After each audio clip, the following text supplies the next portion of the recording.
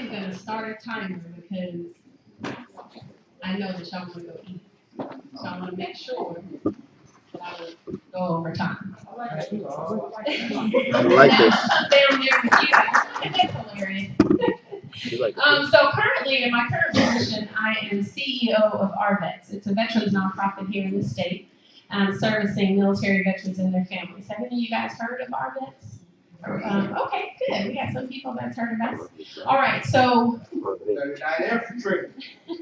thank you. I'm going to do something first, and if you allow me to do this, I'm going to ask that you bow your heads and we're going to pray for a second that God just increase our spirits to understand what He said today. Heavenly Father, we come to you this morning just thanking you for the abundance of life and the blessings that you give us continuously every day. I come asking that you bless every person in this room, Heavenly Father. Bless them in their spirit, give them peace of mind and peace of heart, Heavenly Father. Knowing that whatever may happen in their life, whatever trials may come, whatever challenges or successes, Heavenly Father, all is to the glory of you. I come asking that this morning, as I speak words to these people in this room, Heavenly Father, that your words speak through me. I ask that you help them receive a personal message from you this morning, Heavenly Father. If there's any words of encouragement that I can give, let it be from you, Heavenly Father. If there's any words of blessings that I can give, let it be from you. If there's any strength and wisdom and knowledge, Heavenly Father, that I can give, let it be from you, that every person in this room walks away feeling like they have received a personal message from you, Heavenly Father. We thank you for all the things that you have given us in this life, the good, the bad, and the ugly, Heavenly Father. And we give you all the glory and honor this morning. It is in your Son's name that we ask this prayer. Amen. Amen. Now, I do that because sometimes in leadership, you always got to make sure that you humble yourself and you recognize where your strength and power comes from. So let me tell you, one of the things that was nostalgic for me as I sat there, that like many of you, I was in the same situation. I went to a small college in Terrell, Texas. I left home. My dad was upset, but I went to Terrell, Texas, and I played basketball for a school called Southwestern Christian College. And it was a small campus, just like this. It was about 200 students.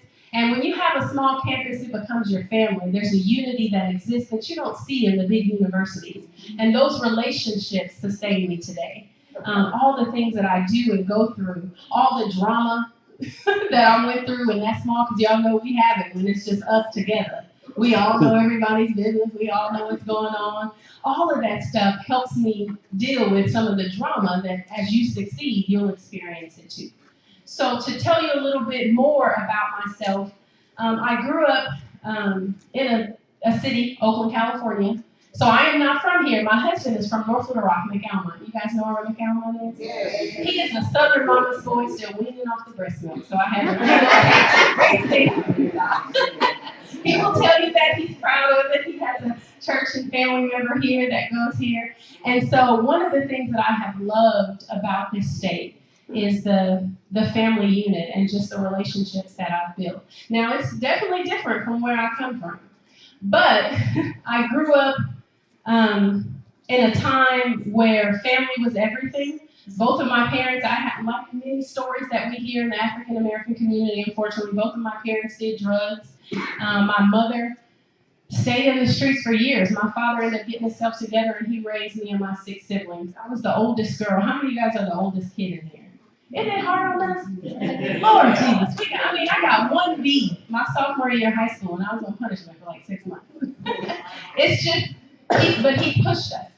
And he made sure that everything that we knew and everything that we understood about success was not based on money and prestige, but it was based on the ability to sacrifice and put your everything into everything. And success equals something different for each person in this room. Success for me may be making sure that my organization exists beyond me leading the organization. Success for you may be passing a class. Success for somebody else may be paying your bills that month.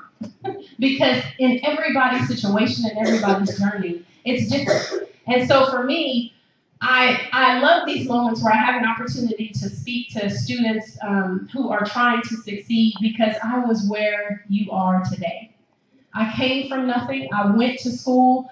My father could not come with me. I came out here. It was kids that had their parents dropping them off, giving them money. I had an older brother who went to Clark, Atlanta, and he would send me $20 every week just because he remembered what that was like his first 3 years of school. So there was always something there in the midst of it, blessing me along the way. But when I came here to Arkansas, my father passed away unexpectedly in 2001. He had some chest pains. He went in to the doctor. They couldn't figure out what was wrong with him, so they wanted to keep him overnight. He called me. He said, hey, I'm going in. They're going to keep me overnight. I'll call you in the morning and give you an update. He told my little sisters and brothers, do the dishes. If you don't, I'm going to whoop your tail when I get home. Make sure everything is straight, right? And so that night, his lungs collapsed. He went into a coma, and we never saw him again, alive. And for me, being raised by this man, everything that you see standing before you today was because of who he was to me. He taught me to know that I was beautiful because I was chocolate for my chocolate sisters and me.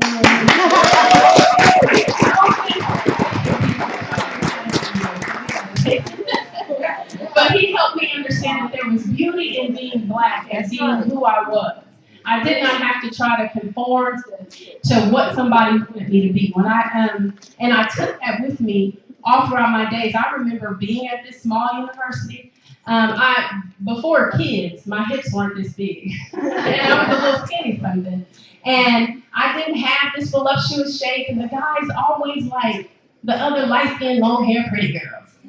And I was just like, well, come on now. I think I got a lot going for myself. But you know what? Now, those same guys, when I'm managing millions of dollars and I've done all these things, they pick up their Facebook and face messaging me saying, hey, how you doing? So, I think that to say, you just never know. And it's somebody in your life who's encouraging you and helping you be the beautiful person that you are on the inside. And grab hold to that, because that will sustain you through some tough stuff. So when my dad passed away, I had 2 twin sisters. They put them in a group home, and my family, we come from a family where nobody could take them, so they went into a group home. They struggled. They called me. I was here at school, and I was on an athletic scholarship, and when you're on an athletic scholarship, you can't work.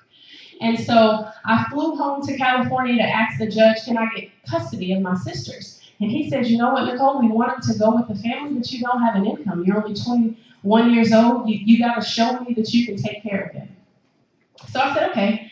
So I came back to campus, tried to map out a plan. Some friends told me about the National Guard. They said, hey, have you heard about the National Guard? It's 2 weekends a month, or every 1 weekend a month, 2 weeks a year. You got GI Bill, tuition assistance. I said, cool, I can do this. Let me map out this plan. I can pull something together. I flew home, presented it to the judge, and said, hey, can I get my sisters if I do this? He said, you know what? This is a solid plan. If you do this, you can get them.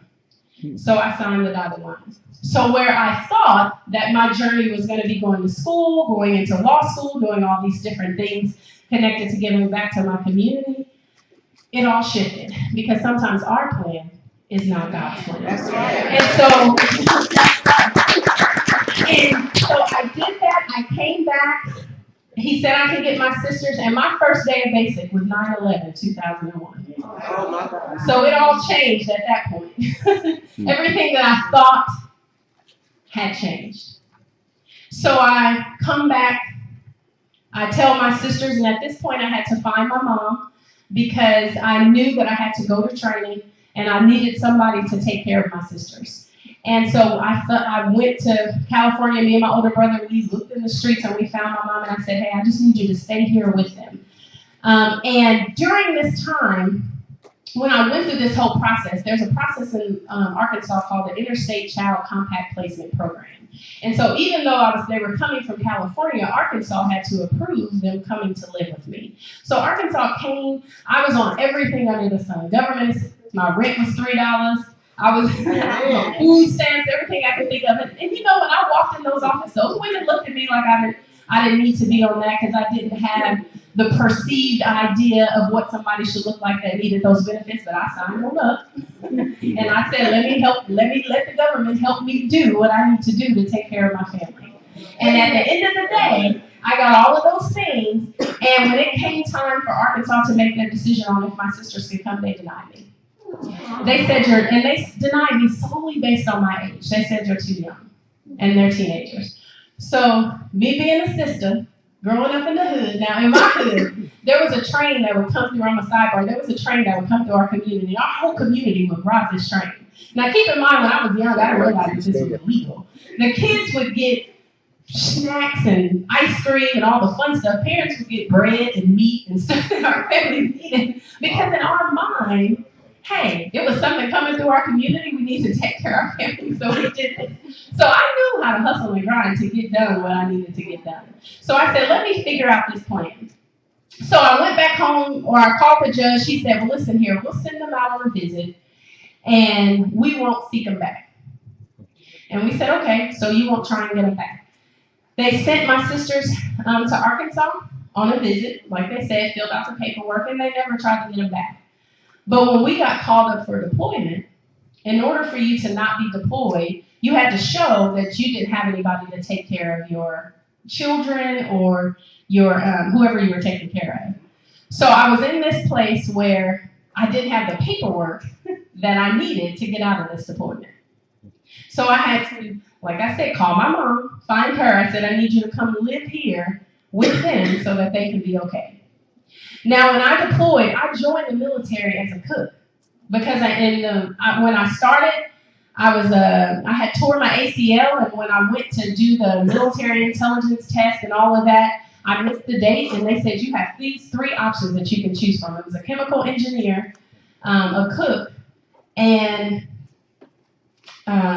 ordnance, which are the people that blow up stuff. So I said, I can cook. Let me just pick me in a cook. I don't know nothing about the military. And so when I went into the military, I never did the cooking thing, but I did learn a lot about our service and what it meant to be a part of this nation and defend it.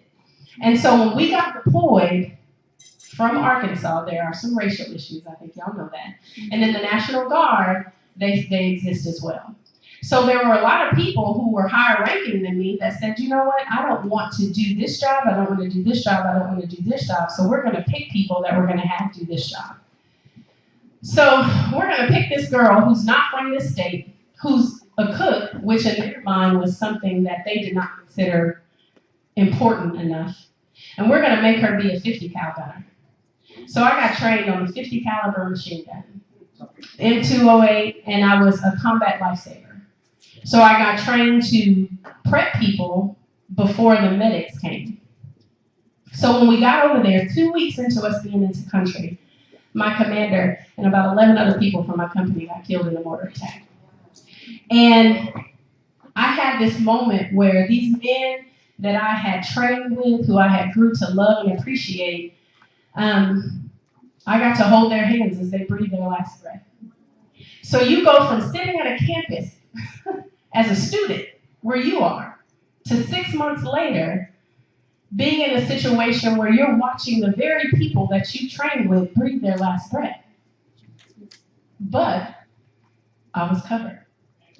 By the grace and mercy of God, which you see standing before you today, is why I say that prayer. When I talk, when I speak, because there were so many situations. I was a 50 cal gunner. I lost count of the amount of lives that I took. I lost count of the amount of lives that I saved. But I was like you, a student sitting in a chair when there was a responsibility called upon me to take care of my family, and I answered that call, not only to this nation, but to my family. And as a result of it, I had to do some things that I didn't think I was going to have to do. But you know what? I came back from Iraq. When I was at Hart, it's a Republican campus. I'm a Democrat, a liberal Democrat. So I started a College Democrats chapter on Harding's campus. And if you know Harding, it was a pretty big deal. So then Governor Beebe was running for Attorney General. John Paul Capps was running for state rep. Belinda LaForce was running for mayor. We started a College Democrats chapter. We held a rally on the campus.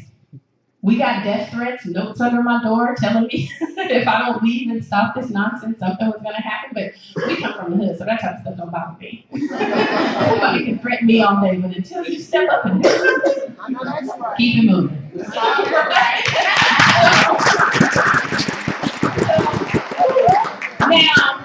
Now let me take you through this journey. So then, let me check my time because I know you're hungry.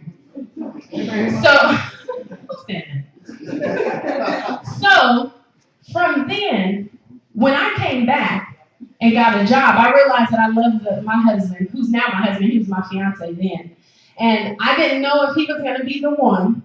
And then I realized that this guy may be the one. So let me try and stay in this area for a little bit and see if he's worth all of those things. Now, and y'all know he's from North Little Rock, so y'all know what I had to deal with.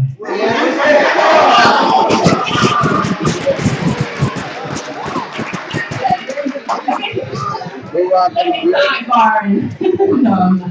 But he has been an amazing blessing. We met at church, and he has been my rock and my everything. Well, I'm married to someone from the Carolinas, and he's married to me. All right. And so from that, the governor said he remembered me from that rally that I did way back at school before I left. And he said, I want to offer you a position working on my campaign. I was one of the first 6 people hired to Governor Beebe's campaign. Right? So from then, you get hired onto a campaign and you're guaranteed to get a job in the administration. But you may get secretary job, you may get, you may get someone working in the advancement office. But I didn't get that. I got an advisor, first African-American female, to hold the positions that I held in the governor's office. All because, so sometimes you go through some things in life, and I remember being in this position where I said, why in the world did my dad die? Why in the world did my sisters get put in the situation that they were in? Why in the world did I not finish school in 4 years, because it took me 10 just to get my bachelor's, because all of these things had happened? Why in the world is it that I can't seem to just have a regular life? Yes. But in politics, there are people who have worked for years in politics, made relationships, walked on the streets, made sure that they did everything that they could do to get the position that I got in a matter of months. Wow. All because God, that's it. Amen, that tour of duty, it all began to make sense, right? So then we continue to move forward. We go in the administration. We recognize that our state pre-9/11 didn't have an infrastructure to support military and veterans. Post-9/11, everybody was getting deployed. We had a 98% divorce rate. 58% of our military families were suffering. 73% of the kids had a negative impact. 82% of our veterans had suffered from substance abuse or mental health. All of these things we began to see, and when you are over here, everybody over here ain't paying attention to who over here. But there's always 1 or 2 people that says, you know what, I'm going to stand over here, but I'm still going to pay attention to who's over here. So he commissioned a task force, the Yellowwood Task Force. They looked at our state and said, how can we meet the needs of veterans? We pulled together public, private, nonprofit. They did about 3 years worth of work, combing through the state. They said we need a one-stop shop, one place that all of our veterans can go to get everything that they need. This group will coordinate with everybody to make sure that it's met. They presented that to the governor, and they said, we want this girl, Nicole Hart, to head this organization. So here it is. When you have a nonprofit in government, or when you have somebody that does a task force in government, what happens is they complete the work. It sits on somebody's desk unless somebody is passionate enough to pick it up and move it forward. Now, at this time, I had friends who died over there. I had friends who committed suicide on this side. I had attended over 45 funerals of our fallen. And there is nothing like being present as you present the flag to a family who has lost a loved one that's never coming back. Yeah. Their tears dropped on my hand as I said thank you to a grateful nation and state. So I knew that there was something bigger and something more that needed to be done.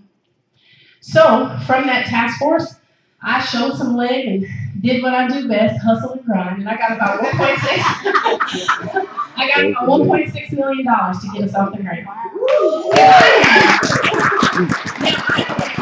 I had a little girl who's now 6. She was little then, but when you have kids, you can't just jump out there on faith. You have to have some stuff laid out so that you make sure everything is all right. Sometimes. So I went on ahead and did that. So now I see that in this position, as CEO of this organization, everything that I see is older white men who are officers. Here you have a young black, I used to be young, I'm 37. Some say I'm young, some say I'm young. Here you have a young black female who was an NCO and a cook doing more than these white men who their journey was very different. So when you meet somebody in the military, get to know their journey. Because when you understand what that's about, when you understand that the person that you see here sitting down now, I have PTSD, I have TBI, which is traumatic brain injury. There are certain days when my life looks very different than what you see today. So I understand it because I go through it. Now, that same man who is from McAllen, North Little Rock, for those of you that was jumping up from North Little Rock, my husband said, let me figure out what I need to do to support my wife. He went to every counseling session. He took his own lessons to understand what he needed to do to be able to support me on all of these things, you sit back and you have this moment where you just kind of sit down and you begin to look. What happened? Did somebody die? What happened? Oh, okay. You sit down and you begin to look. Just sit down and look at your life. And you can see the glory of God revealed in every single step. So when I sit here, I humble myself before you because it is not me. That's great.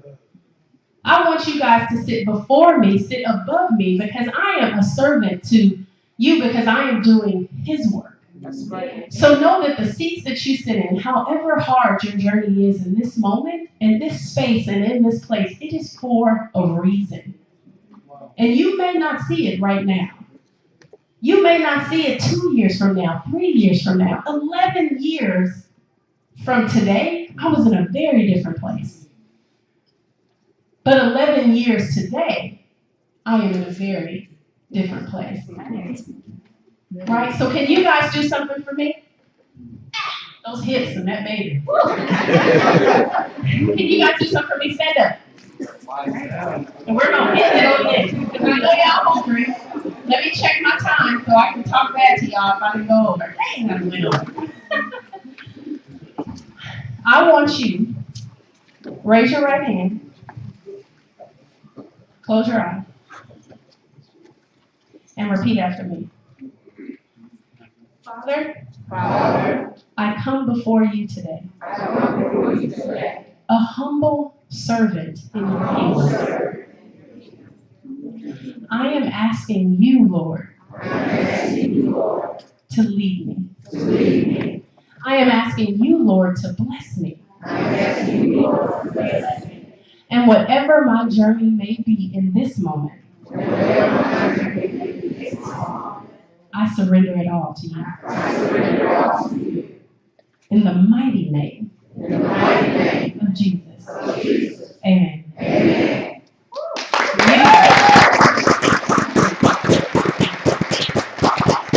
So if there is one thing that I want to leave you with today, it's two things. One, I want you to connect with the life of a veteran. Understand my journey so that when you see somebody in uniform, when you understand somebody who has been there, and you say thank you for your service, it means something a little different. Because you understand one person's journey. But I also want you in this moment, thank you for coming back. In this moment, wherever you are in this space, in this place, and in this time, know that it is intentional and it is purposeful. And on the other end of this journey, God is going to bless you. Amen. And you just got to hold on to that thing. Let my life be a testimony to you, and thank you for allowing me to humble myself before you and share my journey. Thank you.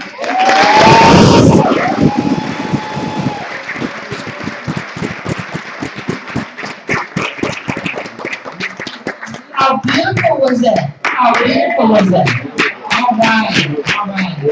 All right. So very quickly, a couple of housekeeping rules.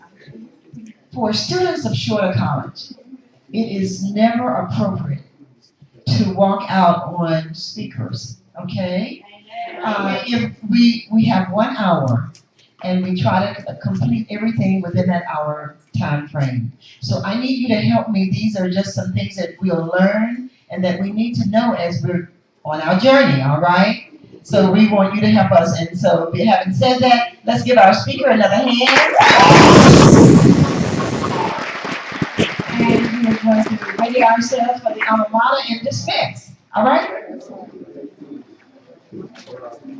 Help us sing the alma mater. It's on the back of your program.